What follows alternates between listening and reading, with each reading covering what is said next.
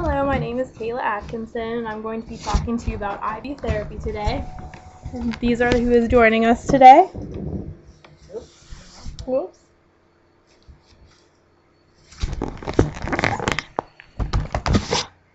All right.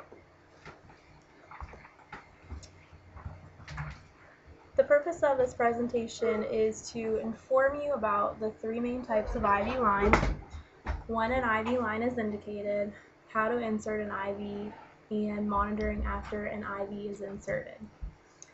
There are three main types of IV lines.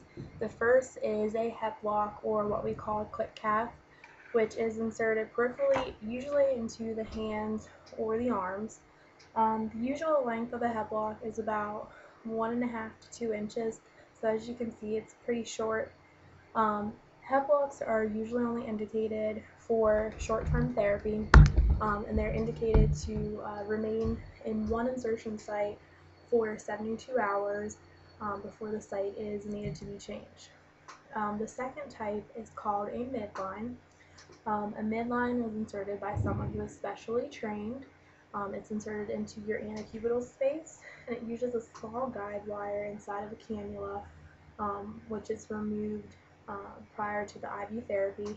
And the length of the midline is about 10 to 12 inches long, and it goes in right here, and it'll go right about up to about your shoulder, and it can remain in place for about 3 months.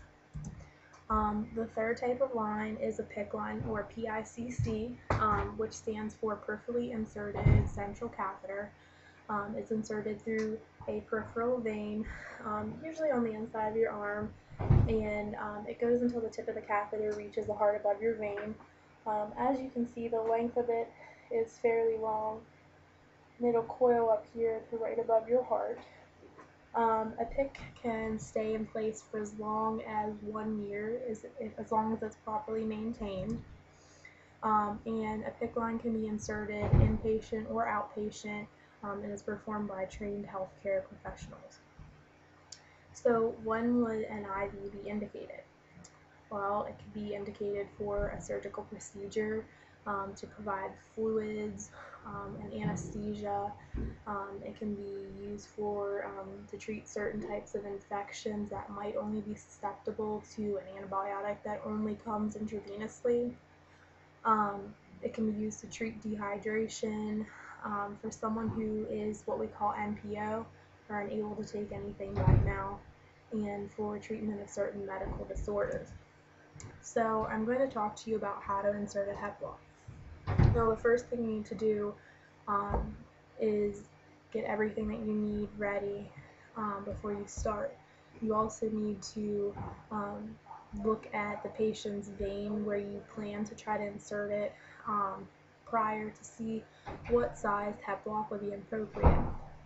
There are 4 main sizes that we as RNs can use, which is an 18, a 20, a 22, and a 24 gauge. For someone that has larger veins that you can see pretty clearly, you're going to use a larger cannula or a gauge, which would be like an 18 or a 20 gauge needle. If you have a patient that has real small, fragile veins, you're going to want to pick a smaller cannula, which would be like a 22 or a 24 gauge needle. You're also going to need to get your IV start kit, which has a tourniquet, alcohol wipes, gauze, your medical tape. You're going to get the fluids that you need to be infused. You're going to get your tubing that you're going to need to connect it up. You also get your needle, which I have everything connected, your J-loop, and your saline flush, as well as the IV pump so that you can hook everything up once you get it in. So once you have everything prepared, you're going to look at your patient. You're going to look maybe at their hand veins first. Try to pick out which vein you think you're going to insert it in. You want to keep in mind to start lower rather than starting up higher, because if you try to start something up higher and your IV would blow or infiltrate that same vein lower, you're not going to be able to use it lower. But if you start out lower and it blows, you'll be able to work higher. So you want to kind of work in the start lower, work higher kind of guideline.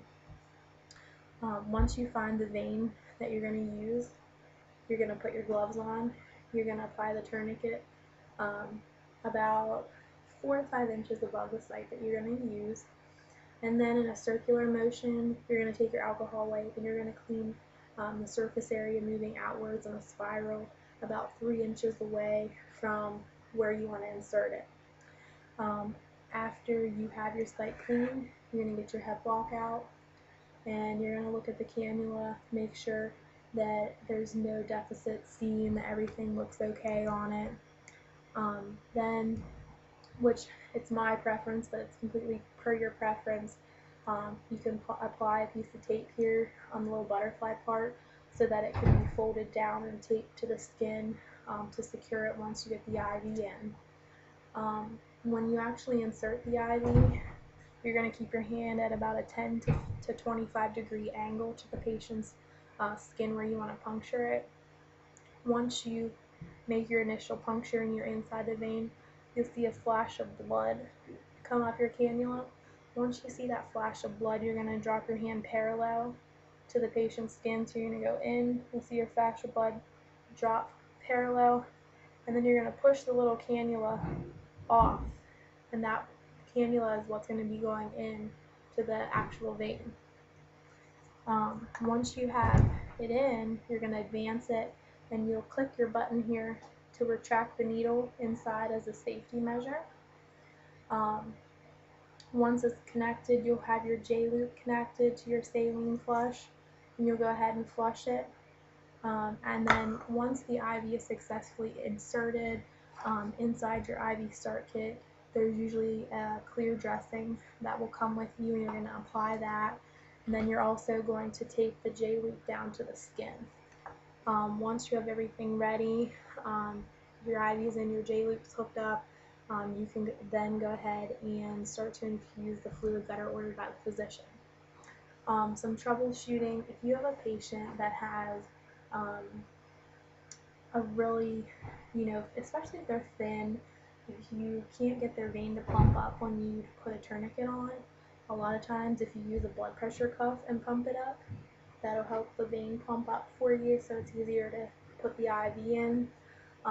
If your patient has large veins that you can clearly see without a tourniquet, a lot of times you can put the IV in and not even actually use the tourniquet. If your patient's confused, oftentimes it helps to take someone in with you, whether it be to assist or to talk to the patient in a way to provide some distraction. And sometimes if you're inserting an IV for dehydration, you might not always be able to pull back on your saline flush to see blood into the cannula, but that doesn't always mean that it's not in. Don't get worried. You're going to check it as long as it's not infiltrating and it's flushing fine. Usually you're pretty good as far as running your fluids in. Monitoring after insertion. After the IV is inserted, you need to monitor the IV site frequently for phlebitis, which would be warmth or redness at the insertion site, or for infiltration, which would be coolness, swelling at the insertion site, or a sluggish infusion rate of your fluids. You also need to monitor your patient for any adverse reactions, especially for like an allergic reaction to an antibiotic. You should also monitor your patient for improvement of their symptoms. Oftentimes the physician will order lab work that is to be monitored during and after the IV therapy to monitor for any kind of electrolyte imbalances or infection. It's also important to remember that after the IV is removed, to apply pressure to the site and monitor for any bleeding, so that we're not having someone, especially if they're on like anticoagulants, they're not having a bleeding risk. So just in a quick review, we talked about the 3 main types of IV lines, when an IV is indicated, how to insert an IV, and the monitoring that is needed after the insertion site. So after this brief refresher, I hope that you guys all feel educated and feel comfortable with the process.